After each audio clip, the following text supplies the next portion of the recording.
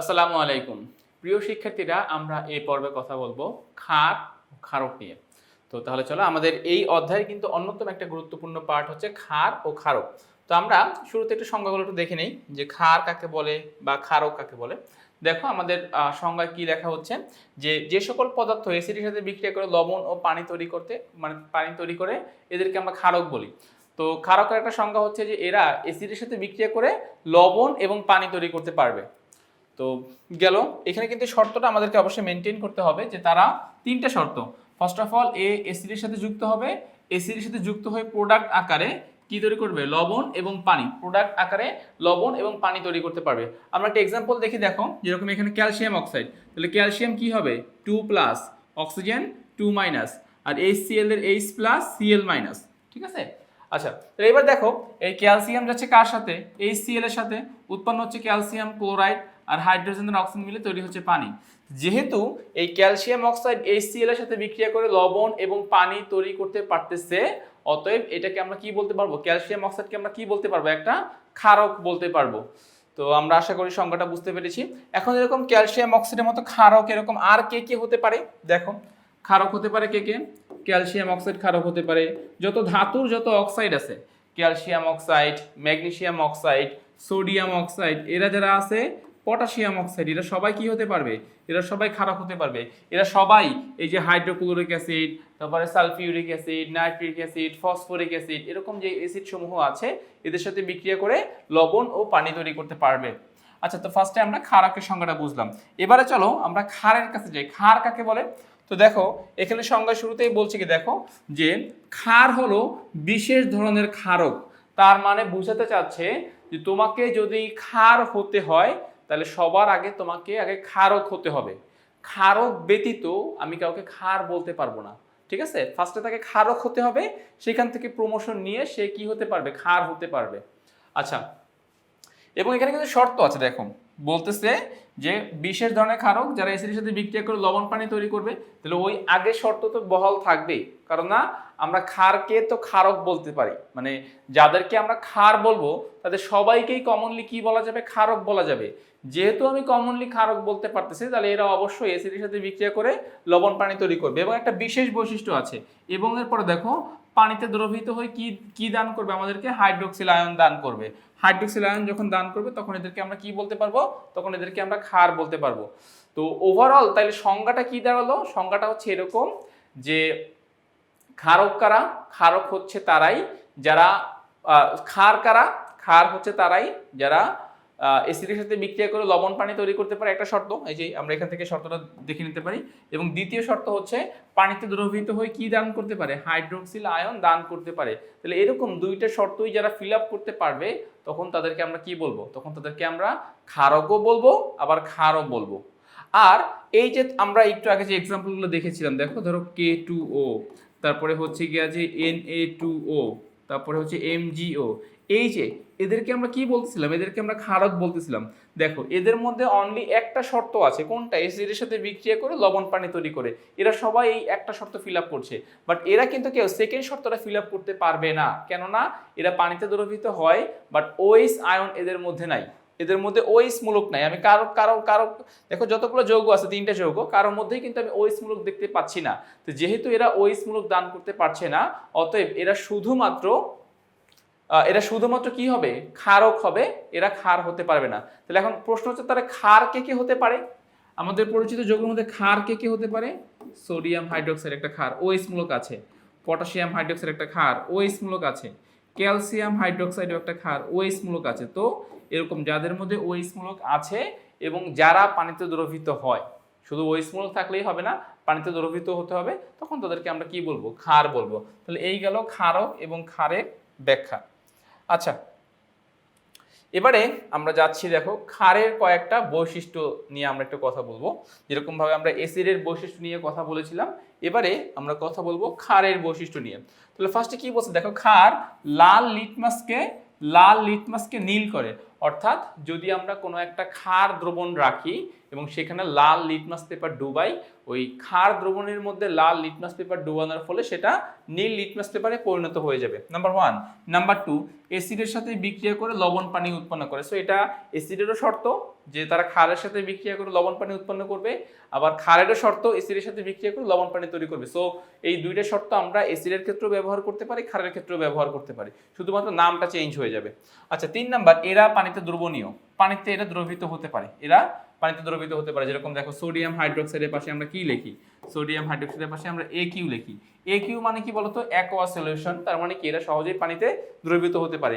4 number, সাধারণত পানিতে দ্রবীভূত হয়ে হাইড্রোক্সিল আয়ন OH মূলক দান করতে পারে। তো অলরেডি তোমরা কিন্তু একটু আগে আমরা ক্ষারের সংজ্ঞার মধ্যেই বলেছিলাম যে পানিতে দ্রবীভূত হতে হবে, তোমাকে OH মূলকও দান করতে হবে। তাইলে এরা পানিতে একই সাথে দ্রবীভূত হয়, আবার কি করে OH মূলকও দান করে, দুটোকেই আমরা আমাদের ক্ষারের শর্তের মধ্যে রেখেছি।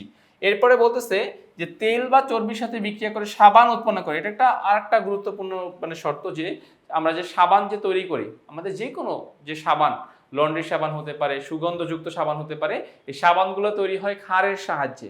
তাহলে এই তেল বা চর্বি এর সাথে যখন আমরা ক্ষার মিশাই, তখন ওই তেল বা চর্বির সাথে ক্ষার মিশ্রিত হয়ে সাবান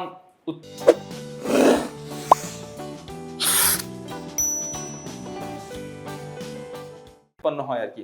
আর 6 নম্বরে বলছে দেখো, স্পর্শে সকল ক্ষার পিচ্ছিল অনুভূত হয়, সকল ক্ষার পিচ্ছিল অনুভূত হয়। অর্থাৎ দেখো সাবান একটা পিছলা পিছলা জাতীয় বস্তু, এরকম ধরলে পড়ে যায়, এরকম ক্ষারের একটা স্পর্শ অনুভূতি আছে, যেটা হচ্ছে কি তুমি যখন তাকে স্পর্শ করবা সেটা একটা পিচ্ছিল একটা ভাব সেখানে অনুভূত হবে। সো এটা একটা এই যে বৈশিষ্ট্যগুলো বললাম, এই বৈশিষ্ট্যগুলো হচ্ছে ক্ষারের ধর্ম। সো এক্সামে যখন তোমাদেরকে বলবে যে এই ক্ষারের বৈশিষ্ট্য সমূহ লিখো, যে কোনো একটা ক্ষারের নাম দিতে পারে, সেটা সোডিয়াম হাইড্রোক্সাইড হতে পারে, সেটা অ্যামোনিয়াম হাইড্রোক্সাইড হতে পারে, সেটা ক্যালসিয়াম হাইড্রোক্সাইড হতে পারে, দেখো CaOH2 সেটা ক্যালসিয়াম হাইড্রোক্সাইড হতে পারে। তাহলে এরকম যেই ক্ষারগুলো আছে এদের বৈশিষ্ট্যের কথা যখন বলবে, সেগুলো কিন্তু কি করতে পারে, আমাদের বৈশিষ্ট্যের কথা বললে তখন আমরা এদের এই যে 6টা পয়েন্ট, ক্ষারের যে 6টা পয়েন্ট, এই পয়েন্টগুলো আমরা উল্লেখ করে দিলে আমাদের ক্ষারের বৈশিষ্ট্যগুলো আলোচনা করা হয়ে যাচ্ছে। এ পর্যায়ে আমরা ক্ষারের ব্যবহার নিয়ে কথা বলবো। ক্ষারকে আমরা আমাদের দৈনন্দিন জীবনের বিভিন্ন কাজে ব্যবহার করি। তো কোন কোন কাজে কোন ধরনের ক্ষার ব্যবহৃত হয় সেগুলো একটু জানার চেষ্টা করব। আসো দেখো, ফার্স্টে কি বলতেছে যে পেটের অ্যাসিডিটি দূর করতে আমরা যে অ্যান্টাসিড ট্যাবলেট খাই তা ম্যাগনেসিয়াম হাইড্রোক্সাইড এবং অ্যালুমিনিয়াম হাইড্রোক্সাইড নামক দুটি ক্ষারের মিশ্রণ। অর্থাৎ আমাদের পেটে যখন অ্যাসিডিটি সৃষ্টি হয়, তখন আমরা সেই অ্যাসিডিটি দূর করে কি খেয়ে, অ্যান্টাসিড ট্যাবলেট খেয়ে। এই অ্যান্টাসিড ট্যাবলেট কি হয়, দুইটা ক্ষার ম্যাগনেসিয়াম হাইড্রোক্সাইড এবং অ্যালুমিনিয়াম হাইড্রোক্সাইড নামক দুটো ক্ষারের সমন্বয়ে তৈরি হয়। যেহেতু পেটের মধ্যে অম্ল বেড়ে গিয়েছে, তাহলে অম্লকে প্রশমিত করতে পারে কে, ক্ষার। তাহলে আমরা বাহির থেকে যে ট্যাবলেটটা গ্রহণ করি সেটা অবশ্যই কি হতে হবে, ক্ষারীয় হতে হবে। গেল একটা। নাম্বার 2 কি বলছে দেখো, যে শেভিং ফোম বা নরম সাবান তৈরি করার সময় পটাশিয়াম হাইড্রোক্সাইড ব্যবহার করা হয়। এটা একটা ক্ষার। তোমরা মনে রাখবা যে সাবান বা সাবান জাতীয় যে বিষয়গুলো আছে, এগুলোকে আমরা তেল চর্বির সাথে বিভিন্ন ক্ষার যোগ করে এগুলো তৈরি করি। তো এটা এখানে বলতেছে যে শেভিং ফোম হতে পারে বা নরম সাবান যেগুলো হয়, অনেক সময় হয় যে আমাদের মেয়েরা অনেক সময় হয় যে বিভিন্ন ডাব জাতীয় যে নরম যে সাবানগুলো স্কিনের জন্য ব্যবহার করে, বিশেষ করে এই সাবানগুলো দিয়ে মুখমণ্ডল ধৌত করা হয়, মানে এর স্কিনটাকে আরো ক্লিয়ার করার জন্য। তো এরকম নরম সাবানগুলোতে আমরা পটাশিয়াম হাইড্রোক্সাইড নামক ক্ষার ব্যবহার করি। পরে বলছে দেখো, কাপড় কাচার সাবান তৈরিতে সোডিয়াম হাইড্রোক্সাইড ব্যবহার করা হয়। কাপড় কাচার সাবান তৈরিতে সোডিয়াম হাইড্রোক্সাইড ব্যবহার করা হয়। আমাদের সাবানের সংখ্যাটা হচ্ছে এরকম C17H35COONA।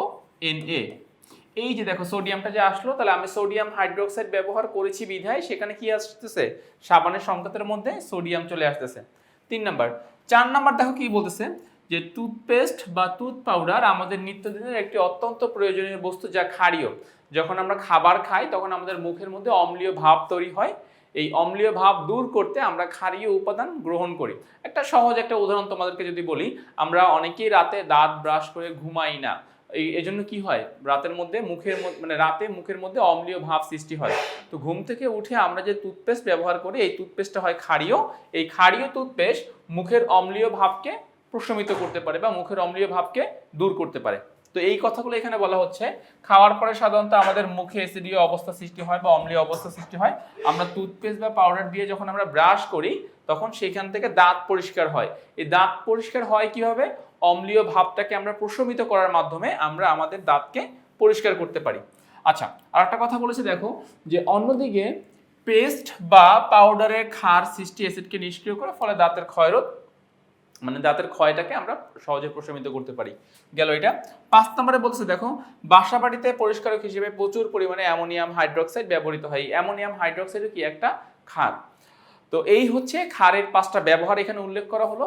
পরীক্ষার প্রশ্নে যদি এরকম আসে যে হ্যাঁ ক্ষারের ব্যবহার উল্লেখ করো, তোমরা এই 5টা পয়েন্টকে এক্সপ্লেন করে দিলেই তোমাদের অ্যান্সারটা হয়ে যাবে।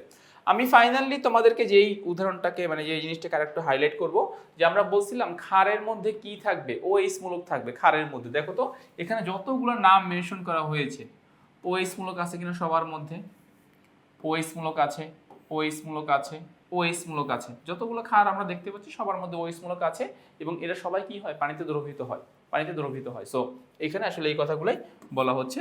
এদের মধ্যে একটু ব্যতিক্রম ধর্মী হচ্ছে অ্যালুমিনিয়াম হাইড্রোক্সাইড, এটা একটা ক্ষারক, পানিতে সে দ্রবীভূত হয় না, এই জন্য তাকে আমরা ক্ষারক হিসেবে চিনি।